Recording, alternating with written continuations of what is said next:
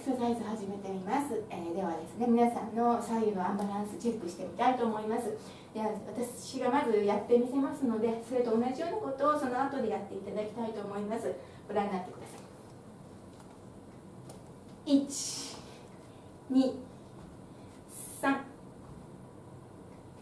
1、2、3、この動きです。いいですか？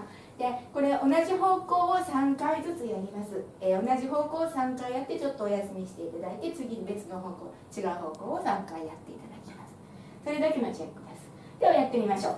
はい、いきます。足を肩幅に広げますね。手は万歳しましょう。はい、いきますよ。はい、1、2、3、はい、下ろしましょう。はい、今の感覚覚えておいてください。よろしいですか？はい、じゃあ次反対側いきます。はい、手万歳しましょう。はい、いきます。